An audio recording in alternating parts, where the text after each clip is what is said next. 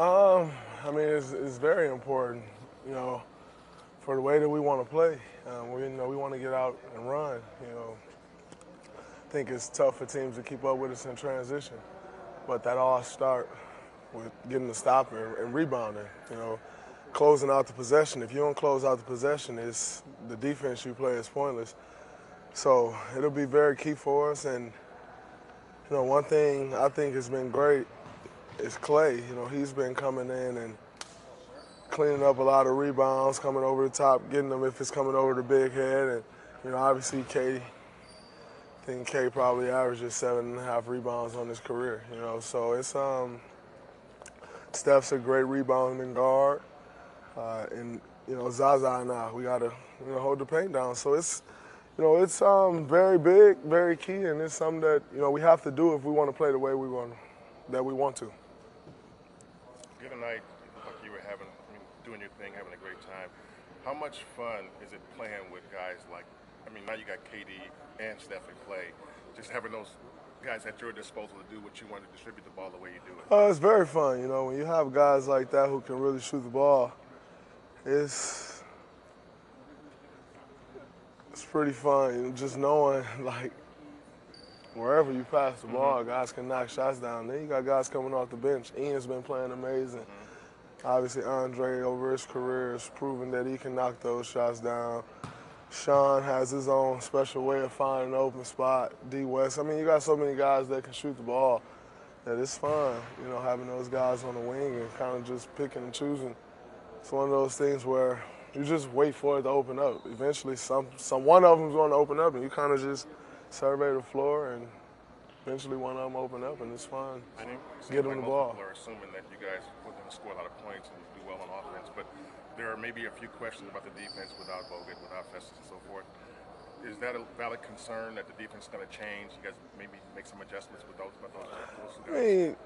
You don't have that same rim presence that those two guys have, but it's all about scheme. Zaza is a great defender in his own right, and it's all going to come together. You'll see there's times where we'll kind of give up something, and it's like, hey, we got to be here, we got to do this, and it's all a part of the learning curve. But at the end of the day, I think our defense can possibly be better. With the length that we have, I think we can disrupt a lot of people, and so it's going to be fun. And I'm not saying our defense is going to be as good as it was from the jump, because you got to grow together, and it's a lot of parts that didn't change.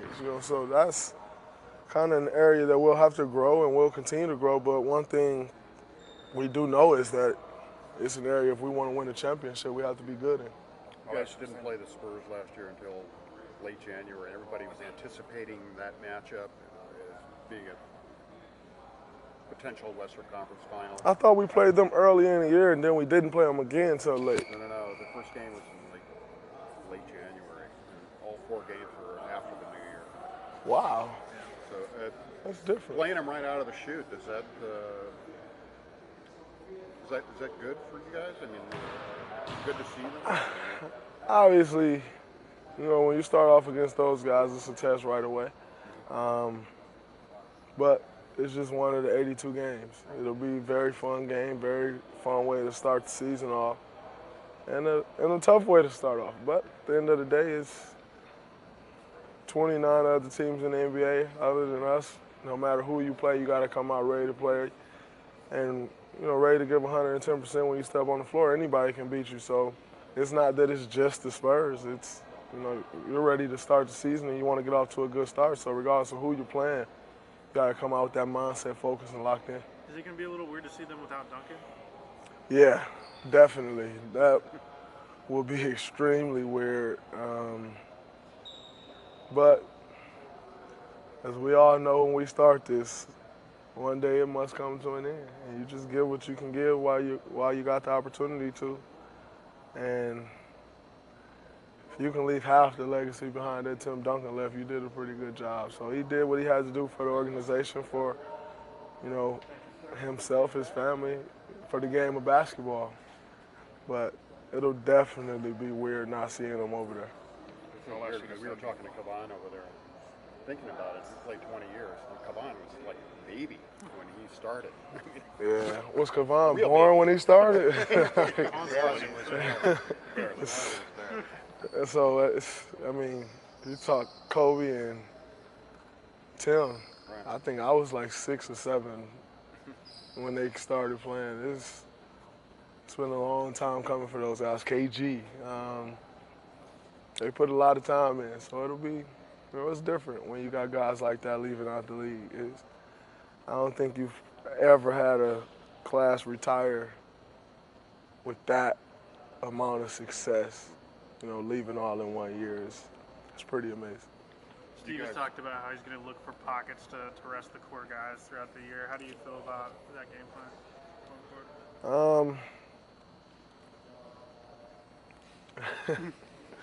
Just gotta play. Play when you're out there giving 110%, and coach will figure all that stuff out. It's not really up to us to figure out. Every time we step on the floor, we're trying to get better. All that stuff will take care of itself whenever the time comes. But right now, trying to find a rhythm, trying to get the season started off the right way. Last couple of years, you guys kind of created this culture of a lot of fun. You guys joke and laugh and stuff. Obviously, Mo and LB, B-Rush, they were all a big part of that. New guys coming in, has that changed? Has it still been the same in terms of just, cracking on each other and so forth? Yeah, I mean, it's the exact same. Different people, but I think you kind of, when putting teams together, you kind of tout guys who fit together. And, this group fits together really well. We enjoy each other. We have fun. We laugh. We joke. That's just kind of the environment that this is. But when it's time to play, it's business, or work is business as usual. You had a conversation yet with Zaza about his all-star voting block? No. Nah, I thought about it, but I just let him live. He's always popular with all stuff. His fan base. Take votes away from the rest of you. It'll be interesting to see how that goes this year. He take votes from everybody. It's cool though. Maybe he'll get in. We'll see. Speaking of the individual stuff and votes, how do you see the MVP discussion? I feel like everybody's adopted this idea that, well, nobody on the Warriors getting it because too much talent, they take away from each other. Yeah, Easy to say that now, but it's easier said. Easy for anyone to come out and say that, but you never know how anything's going to play out. I don't think anyone on this team is going into the season saying, hey, I need to be the MVP. We're going and trying to win a championship.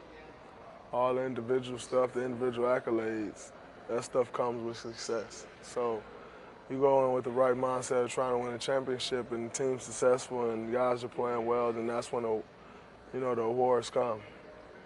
But I don't think anyone on this team is looking saying, hey, like, KD, can I win MVP? Steph, can I win it? Clay, can I creep in there? Nobody's doing that. We're just trying to win a championship. Everything else is secondary to that. Is that what has to happen for you guys to feel it was a success? Win a championship? Yeah. That's what has to happen every year for you to feel it's a success. Obviously, there's success within that, but that's always the ultimate goal. And it's one that you can do everything you can to reach. Does this team have the character that they feel into expense that you have to be able to be successful in that type of role? You guys haven't been in the class. I think it's all how you look at it. Some people say we're villains. I don't think we're really going into this saying, hey, we're villains, we need to do this. Like, who cares?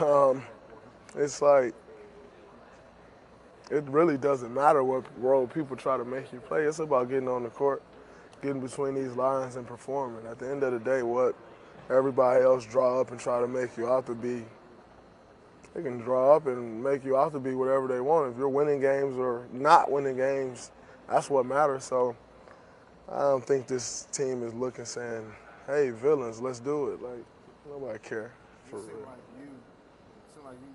probably don't care how people are perceiving this team.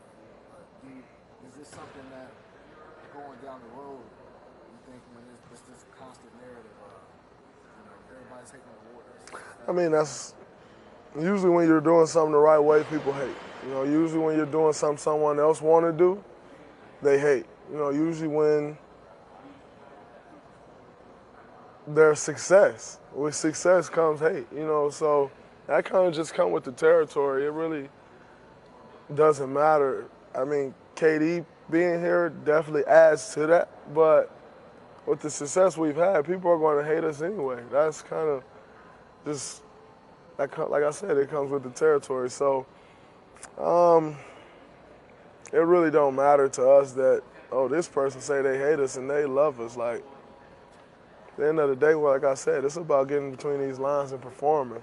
Everything else outside of that is, I mean, it really don't matter at the end of the day. You know, things are going to be said. Some things are not going to be said. But when it's all said and done, the only thing people are going to talk about at the end was whether you